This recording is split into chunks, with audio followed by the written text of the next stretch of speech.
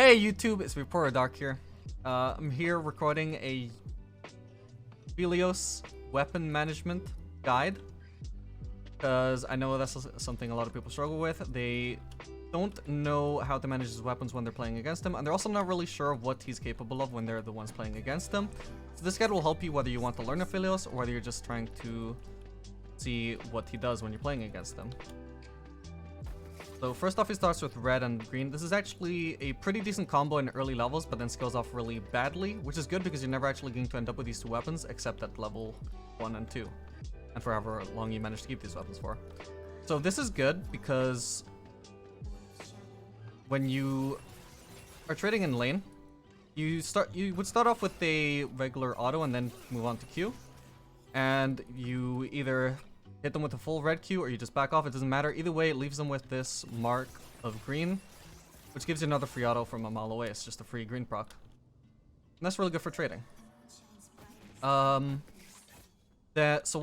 when you have these weapons, you want to just get rid of red before green. It doesn't matter if you want to use some some green ammo. You can use it to trade in lane, get some poke from higher range than red. That's fine. You just got to make sure you don't use up the entire green before the entirety of red. You want to use red, and then double purple and green. And at this point, these two weapons are good together because, well, for one thing, you could do this. For example, you walk up the range, you snare, then you walk slightly out of their range if they're a low range ADC, and you poke them with 600 range.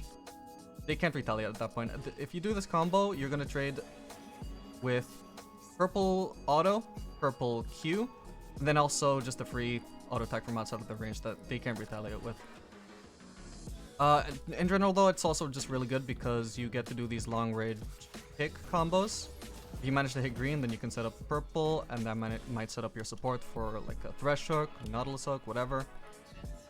Pretty neat for setting up picks. And once you have these weapons, you now want to start getting rid of green. Again, you can use purple whenever you need to, but focus on getting rid of green first. You don't want to have them around the same ammo because then it's going to become really awkward, because you need to get rid of blue and purple around the same time. So get rid of green as soon as possible. Then you're going to end up with blue and purple. So blue is probably the strongest weapon, like independent of what other weapons you've got. However, it's particularly good with purple because you can set up some AoE slows or AoE snares. So for example, if you want to use that on a mini wave, it also has some really good wave clear because you can switch to purple and Q the entire wave. Also, if you're just in a team fight, you use that blue Q, you can just have a AoE snare, which is usually not that doable with purple unless you got Runeance. But in general, this is basically just a lead into other weapons. They don't necessarily have insane synergy together, but it is going to lead you into some really good combos later on. After this, you want to get rid of purple first. I would get rid of this at around the same pace. You want to pretty much run out of both of them at the same time, but purple has to be the one that disappears first. So you get rid of purple, then you switch to blue, get rid of blue. Now that leaves you with red and white. This is the strongest weapon combo for dueling, because red can so easily set you up with 4 chakrams if you just use 2 like this. Sometimes it's 3, sometimes it's 4. I don't know when it does which. Either way, it's some easy chakrams to duel with. If you're level 6, you can then also use your white R for even more chakrams.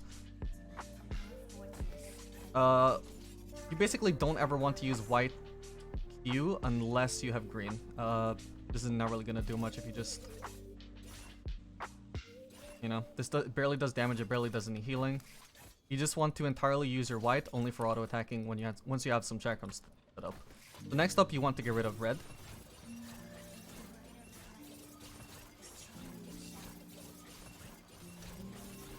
As so. And you don't want to get rid of them around the same time as you would with purple and blue. You want to pretty much just get rid of red. Not as quickly as possible, because it's a good weapon combo to like hold onto for as long as possible. But you want to be using white only when you're going to be dealing damage with it, basically, because this sets you up with white and green. Now the advantage of white and green is that you can just set up your turret, and just auto attack from a mile away. Can you go back even further? This basically allows you to DPS from really far away in teamfights. Can also set you up with some chakrams very easily. Here you can see I got 6. This doesn't do as much DPS generally as red and white, because you're not going to be able to as easily set up chakrams usually, but it is a very safe weapon combo to DPS with. Then after this point, you want to get rid of white. And that sets you up with purple and green. We've already talked about this. You know that at this point, then if you remember, you want to get rid of green. That sets you up with blue and purple. You get rid of purple, then you get rid of blue. That sets you up with red and white. You get rid of red, you get rid of white, etc. You just repeat the cycle over and over. Basically, you have this you have certain weapon combinations that you only get on your first cycle and then never again, so long as you're cycling your weapons properly. So for example, red and green, the starting combo, you never end up with that after your first cycle. You also, during your first cycle, you have blue with white while you're transitioning into red and white. That is also actually a very useful combo, because if you were to Q the wave, for example, Q any big wave, that would give you a chakram for every single minion that you hit in the wave. Also applies for teamfights or just skirmishes, etc. So it's actually a very good combo for setting up chakrams as well, but because of the way your weapons, because the way you want to cycle your weapons, you don't actually end up with that combo ever again after the first cycle. So that's something to bear in mind. It is a very good weapon combination, but you can't really use it in later stages because it would fuck up the rest of your weapon cycle. But yeah, okay, I think that's pretty much covered everything. You just need to memorize the cycle, basically. You start off with green and red, get rid of green, end up with purple and blue, get rid of purple, get rid of blue, get rid of red, get rid of white, etc. You just need to memorize that, commit it to memory. It might take a few games to actually get it right every single time, but once you've learned it, it is pretty easy to maintain. You just gotta make sure that you're not fucking up your weapon cycle. For example, if you want to use purple in a fight for whatever, or if you need to use blue in a fight for whatever reason, when you want to be getting rid of purple first, sometimes you just can't avoid it. Sometimes you can actively think about, oh yeah, I don't want to get rid of blue first, I want to get rid of purple. When you can't avoid it, sometimes it happens. You do slightly fuck up your weapon cycle. That's fine. You just continue using the weapon cycle as best as you can. So for example, now because I ended up with the right weapons now anyway, but it's gonna slightly screw up my cycle later on. I'll show you what that looks like. We get rid of red. And we get rid of white.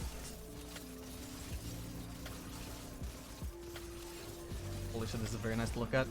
Then we get rid of... Oh, yeah, okay, so now you can see. Because I got rid of blue before I got rid of purple, now instead of green and purple, I've ended up with green and blue. That's fine. It's not an ideal combination, but it's only going to screw you right now. So for example, now you just continue your weapon cycle as usual. Pretend you have... just act like you've got... well, don't play like as if you have purple when you don't, but you know, just get rid of green as you usually would. That leaves you again with purple and blue. At this point, your cycle is fixed. At this point, you can go back to repeating the cycle. You get rid of purple first, then you get rid of blue. If you fuck up your cycle, it doesn't have long-term implications. It's just gonna slightly screw up your weapon combos later on. You might end up with bad ones. That's fine. Just continue the cycle as usual, and eventually it should fix itself, so long as you continue to follow the cycle. Alright? Hope you'll find this helpful, whether you want to play as Aphelios or play against them. It is the most important thing to playing Aphelios properly. It is everything else is literally secondary. You just have to use your weapons properly. Not like this. This is not the weapons you want to end up with. Yeah, hope you found this helpful. Please make sure to drop a like and subscribe, and I'll see you guys on the next video. Later.